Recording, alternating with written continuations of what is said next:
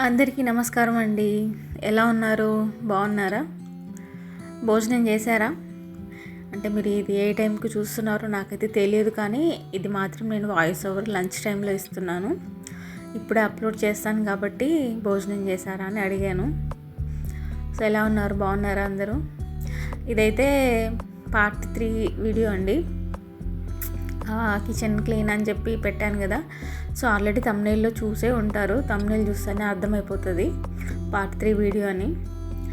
ఏందమ్మా ఇంకెన్ని వీడియోలు పెడతారని అనుకుంటున్నారా? ఏం చేయమంటారు మరి, అది చాలా లెందీగా ఉంది కదా. ఒక్క వీడియోలో అయితే చాలా ఎక్కువైపోతుంది. అందుకని చెప్పి నేను పార్ట్స్గా పెడుతున్నాను. ఇంకేంటండి విషయాలు. ఇదైతే నార్మల్గా నేను ఈ గాజు ఐటమ్స్ అయితే పప్పులు అవి పెట్టుకునేవి చేంజ్ చేశాను. ఇవేంటంటే కొంచెం మనం ఎక్కువ క్వాంటిటీలో తెచ్చుకుంటాం కదా, ఈవెన్ గోధుమ రవ్వ కానీ, మినప్పప్పు, ఇంకా ఉప్మా రవ్వ కానీ ఇవన్నీ. సో అందుకని చెప్పి అవి మాత్రం నేను చేంజ్ చేయలేదు. ఇలాంటి కొంచెం పప్పుల వరకు మాత్రం చేంజ్ చేశాను.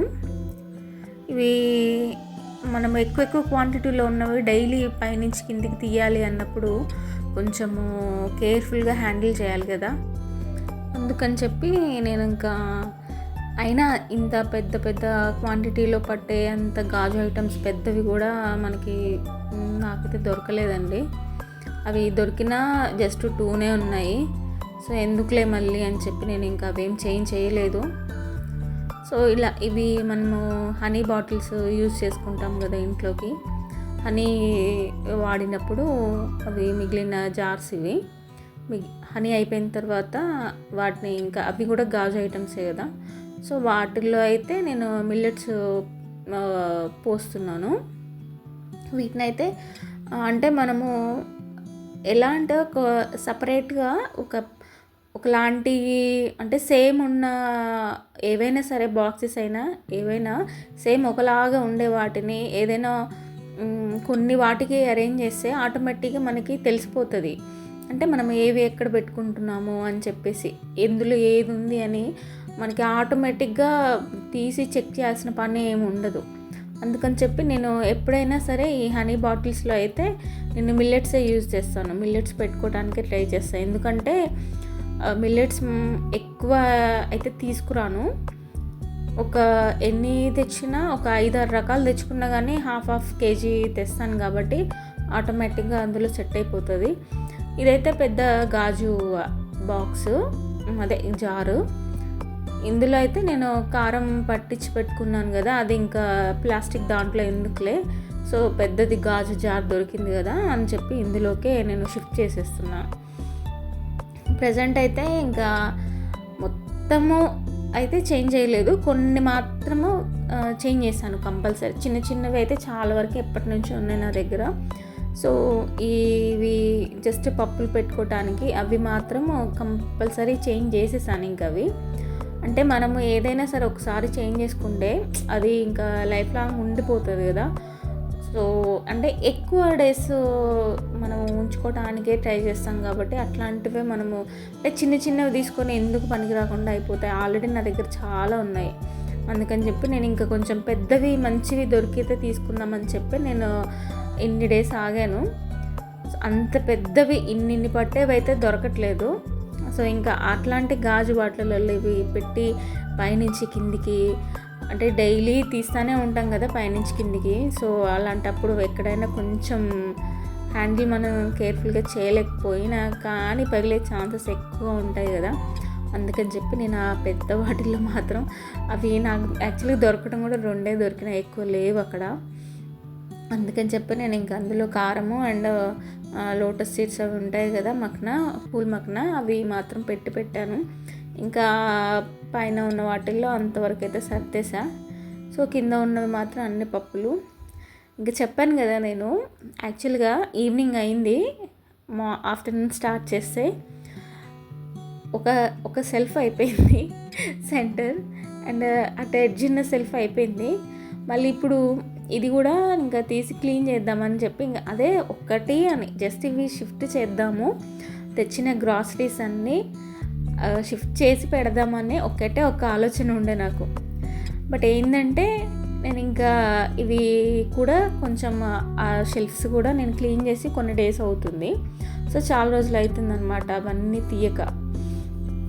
సరేలే ఎలాగో ఇంకా పని పెట్టుకున్నాం కదా అని చెప్పి ఒకదాని తర్వాత ఒకటి, ఒకదాని తర్వాత ఒకటి అయిపోయిన తర్వాత ఒకటి ఇంకా ఇలాగే అయిపోయింది. ఇంకా అందుకని ఆఫ్టర్నూన్ ఎప్పుడో స్టార్ట్ చేస్తే నైట్ అయింది అయిపోయేసరికి. సో ఇంక ఇది కూడా మొత్తము ఇంకా తీసేస్తున్నా, అన్ని కింద సర్దేస్తున్నా. చాలా అంటే అసలు కప్స్ ఎన్ని కప్స్ ఉన్నా కానీ సరిపోవండి నాకైతే అసలు. అంటే కొంచెం కొత్తగా ఏవైనా టీ కప్స్ కనిపిస్తే ఎందుకో తీసుకోవాలని అనిపిస్తుంది. ఇప్పుడైతే ప్రెసెంట్ టీ మానేశాను. ఇంతకుముందు టీ తాగినప్పుడు ఏమైనా కొంచెం మంచిగా టీ కప్స్ కనిపిస్తే కంపల్సరీ 2 అయితే కంపల్సరీ తీసుకుంటాను నేను. ఎందుకంటే నాకు, హరికి, మా వారికి ఇవైతే ఇంకా టీ కప్స్ మాత్రం చాలా ఉంటాయి మా దగ్గర, అందరి ఇళ్ళల్లో ఉంటాయి. బట్ నాకు ఏంటంటే కొంచెం కొత్తగా ఏ ఉన్నా కానీ టీ కప్స్ తీసుకోవటం బాగా ఇష్టం. అంటే కొత్తవి తీసుకోవటం అంటే బాగా ఇష్టం. అలా అని చెప్పి నేను ఎక్కువ కూడా ఖర్చు ఏం పెట్టానండి, లిమిట్గానే చూసుకుంటా. ఆల్రెడీ ఉన్నాయి కదా మళ్ళీ ఎందుకులే. ఒక్కోసారి అయితే మరీ తీసుకోవాలని ఎక్కువ అనిపిస్తుంది తప్ప నేనైతే ఎక్కువ తీసుకోను. అనవసరం ఖర్చులు అయితే నేను ఎక్కువ ఏం పెట్టను.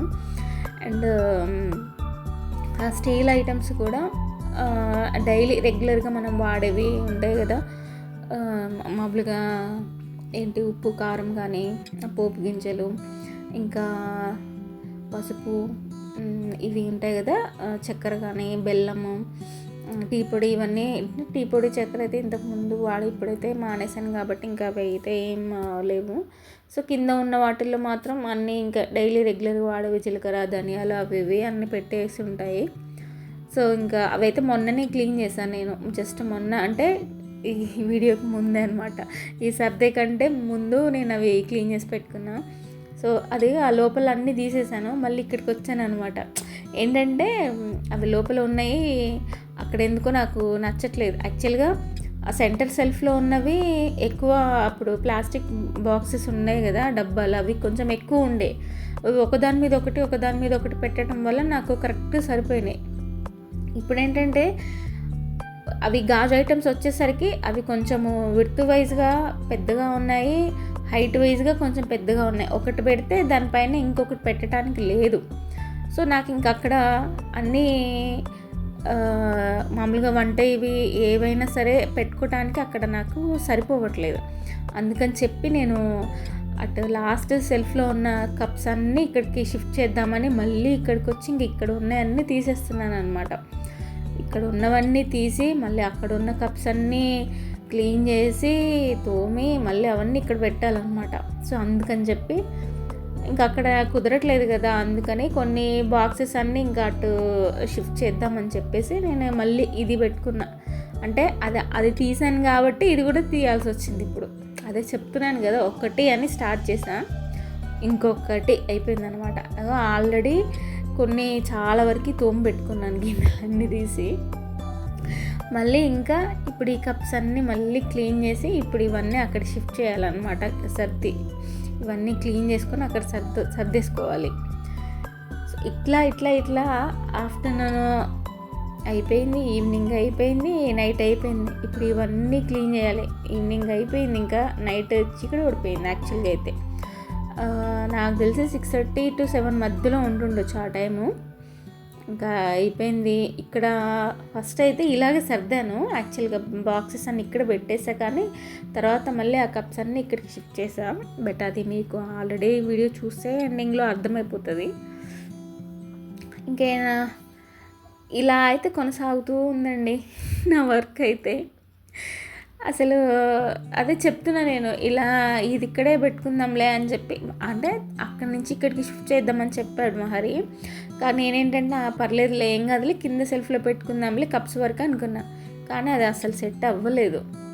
ఇంకేం చేస్తాం, అదే ఒకటి పని ఏవి ఎక్కడ సెట్ చేయాలనేది కూడా ఒకసారి కన్ఫ్యూజ్ అయిపోతాం కదా. నేను కూడా అంతే, ఇక్కడ సరిపోతాయిలే అనుకున్నా, కానీ అసలు ఇంకా అవ్వలేదు. కొన్ని కప్స్ వరకే సరిపోయినవి, మళ్ళీ కింద గాజువి అవన్నీ సపరేట్గా పెడదామని చెప్పి ఇంకా నేను మళ్ళీ పెట్టినవి కూడా తీసేసా. చీకటి అయిపోయింది, అక్కడే ఉన్నాయండి. అసలు మామూలుగా లేదు, ఎక్కడి సామాన్ అక్కడే ఉంది. ఏం సర్దానా అంటే ఆ సర్దాను కొంచెం అట్లా ఫుల్గా కాదు. ఇంకా అప్పటికే నాకు యాక్చువల్గా చెప్పాలంటే కొంచెం నీరసంగానే అనిపించింది. మళ్ళీ ఆ సెల్ఫ్ మళ్ళీ ఈ సెల్ఫ్ అన్ని సెల్ఫ్లు అన్నీ తీసి పక్కన పెట్టేసాన్ని. ఇంకా నాకు అప్పుడైతే ఇంకా వంట చేసే ఓపిక కూడా లేదు, అసలు మామూలుగా లేదు. ఇంకా ఇది పూజ సెల్ఫ్, పూజ అవన్నీ సామాన్ అన్నీ అందులోనే ఉంటాయి పూజ రిలేటెడ్గా. ఇంకా మొత్తం అసలు ఎలా అంటే ఎవరైనా కొంచెం హెల్ప్ ఉంటే బాగుండేమో అన్న ఫీలింగ్ వచ్చింది అసలు ఒక్కసారిగా. కానీ ఇంకా తప్పదు కదా, ఇంకా మనం ఏదైనా స్టార్ట్ చేసినప్పుడు దాన్ని కంప్లీట్ చేయాలి, లేదంటే స్టార్ట్ చేయకుండా అయినా ఉండాలి. మధ్యలో ఆపటం అనేది కరెక్ట్ కాదు ఏదైనా సరే. మా హరినేమో పర్లేదులే రేపు సర్దుకోవచ్చులే, ఎందుకు ఇప్పుడే ఒకటే రోజు అన్నీ పెట్టుకుంటున్నావు అని చెప్పి. అంటే నాకు అలా ఇష్టం ఉండదు, ఏదైనా చేస్తే అది కంప్లీట్ అవ్వాలి, లేదు అంటే సరే చేయకుండా ఇంకోసారైనా స్టార్ట్ చేయాలి. అంతేగాని ఏదైనా ఒక పని స్టార్ట్ చేసినప్పుడు ఆ పని అక్కడికక్కడ ఆపడం అనేది కరెక్ట్ కాదు అని నేనైతే అంతే ఫీల్ అవుతా. మధ్యలో అయితే అస్సలు గివప్ ఇవ్వను ఏదైనా సరే. ఇంకా ఇక్కడ ఏంటంటే నేను డిన్నర్ ఇంకా ప్రిపేర్ చేసేంత ఓపిక లేదు, టైము లేదు. ఇంకా మళ్ళీ చేసి మళ్ళీ ఇంకెక్కడ టైం అయిపోతుందో అని చెప్పేసి అంటే ఇంకా టెంపుల్కి వెళ్ళి అక్కడ పులిహోర తీసుకొచ్చారనమాట హరి. ఇక్కడ బృందావన్ గార్డెన్స్లో వెంకటేశ్వర స్వామి టెంపుల్ ఉంటుంది, అక్కడికి వెళ్ళి తీసుకొచ్చారు. చాలా బాగుంటుంది. అంటే ఇంకా బయట ఫుడ్ కూడా నేను ఎక్కువ తినానండి. యాక్చువల్గా బయట ఫుడ్ కూడా నాకు అలవాటు ఉండదు అస్సలు. ఎప్పుడైనా ఒక బయటికి వెళ్ళినప్పుడు దోశ తింటా తప్ప ఇంకా నేను ఇంకేమి తినను, బయట నుంచి అస్సలు నాకు అలవాటు లేదు. అందుకని చెప్పి ఇంకా పులిహోర అయితే తింటానని చెప్పి ఆ పులిహోర తీసుకొని వచ్చారు. ఇంకా తినేసి మళ్ళీ వెంటనే ఇంకా స్టార్ట్ చేశాను వర్క్. సో ఇంకా డిన్నర్ అయిపోయింది కాబట్టి కొంచెం ఓపిక వచ్చేసింది, ఇంకా ఎనర్జీ వచ్చేసింది. అక్కడ పెట్టి పర్లేదులే రేపు సర్దుకో అని అంటున్నాడు మా హరి మాత్రం. అసలు నాకైతే అవన్నీ అక్కడే ఉంటే నిద్ర ఎలా పట్టిద్దండి అసలు.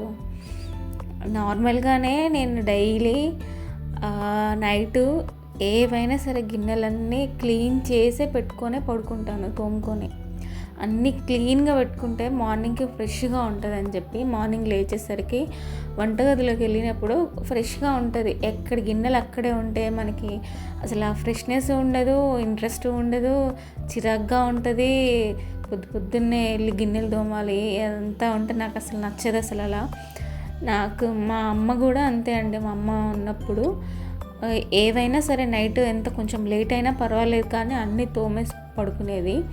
నాకు అవన్నీ చూసి పెరగటం వల్ల నాకు కూడా అలాగే అలవాటు అయిందండి. అది నాకు అలా నైట్ అంటే మనకి చేత కానప్పుడు, మనకు కొంచెం మన ఒంట్లో బాగాలేనప్పుడు, లేదంటే ఏదో సంథింగ్ మనం అనీజీగా ఉన్నప్పుడు, మన వల్ల కాదు ఇంకా అని అనుకున్నప్పుడు మాత్రమే కొంచెం అలా ఉండటానికి ఉంటుంది. అంటే ఇంకా మనం ఎలాగో చేయలేం కాబట్టి అది అలాగే ఉండిపోతాయి.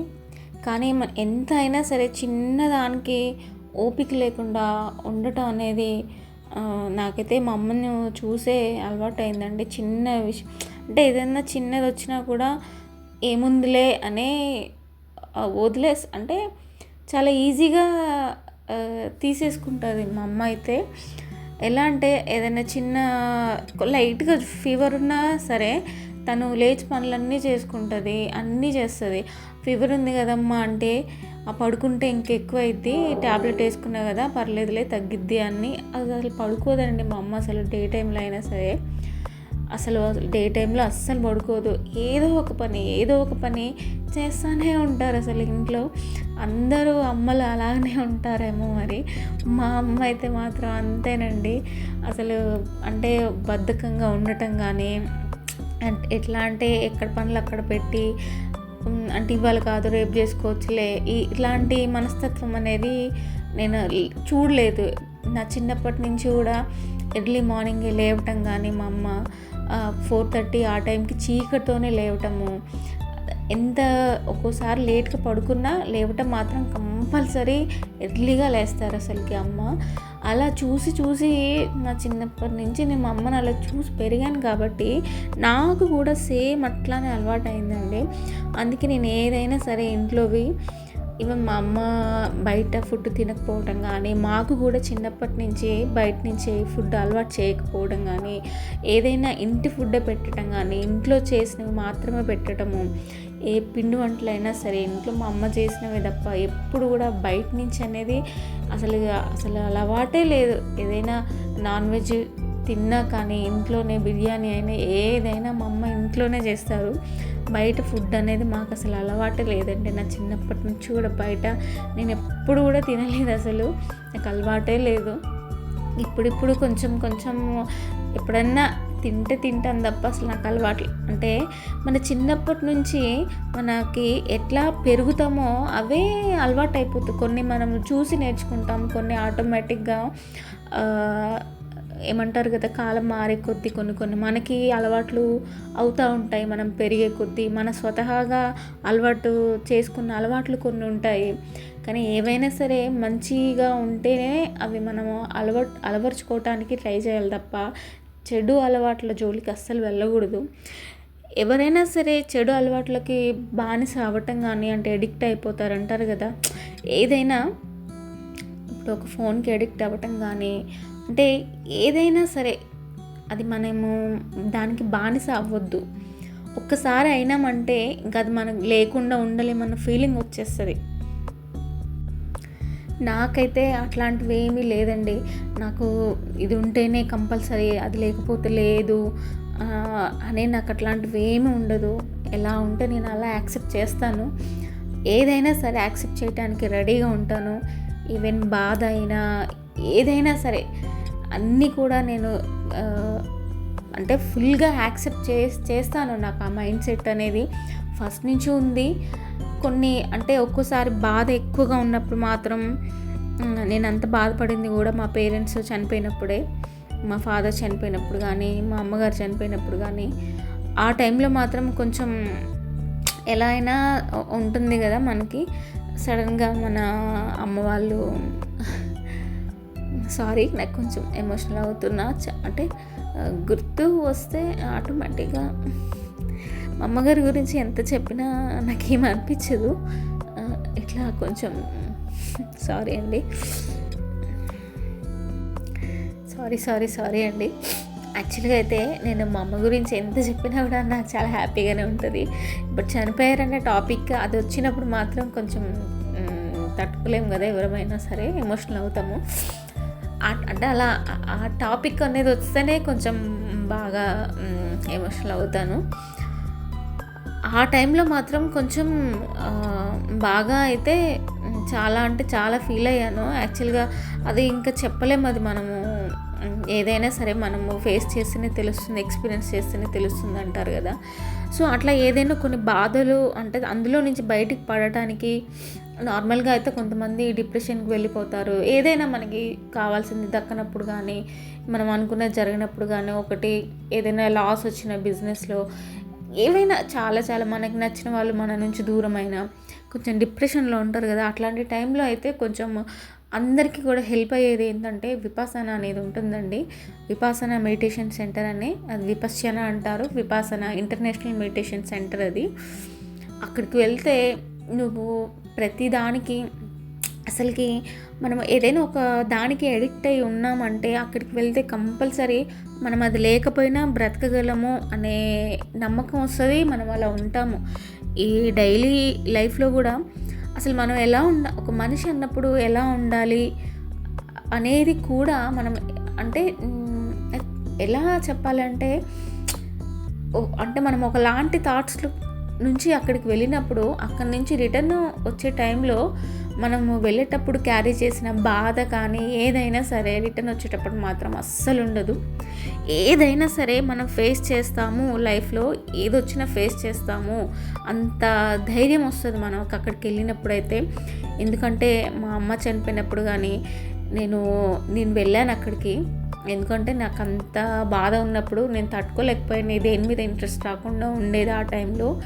సో నేను మెడిటేషన్ సెంటర్కి వెళ్ళిన తర్వాత ఆల్రెడీ ఉన్నది లోపల నాకు కొంచెం నేను ఏదైనా కంట్రోల్ చేసుకోగలను, కానీ ఇద్దరూ లేరు అన్నప్పుడు కొంచెం ఎక్కువ బాధ ఉంటుంది కదా, తండ్రి లేకుండా తల్లి లేకుండా. ఆ టైంలో కొంచెం ఎక్కువ అయ్యాను ఇంకా. అందుకని చెప్పి నేను అక్కడికి వెళ్ళినప్పుడు నాకు ఎంత రిలీఫ్ వచ్చిందో అసలుకి. అంటే మనం ఎక్కడికన్నా వెళ్ళాలి అని అనుకుంటాం కదా ఏదో ఒక టైంలో, కొంతమంది కొన్ని టైమ్స్లో అంటే ఎక్కడెక్కడికో వెళ్ళి వెకేషన్స్ లాగా వెళ్ళకుండా ఇట్లా ఒక మెడిటేషన్ సెంటర్కి వెళ్ళటానికి ట్రై చేయండి. ఇది నేను ఇంకా నెక్స్ట్ వీడియోలో దీని గురించి క్లియర్గా చెప్తాను. బట్ నాకు అదైతే చాలా హెల్ప్ అయింది. చూసే వాళ్ళు ఎవరైనా సరే ఉంటే నేను నెక్స్ట్ వీడియోలో దాని గురించి డీటెయిల్గా చెప్తాను. సో అప్పటి వరకైతే నా వీడియోస్ చూస్తూ ఉండండి. నా వీడియోస్ చూస్తున్నందుకు చాలా థ్యాంక్స్.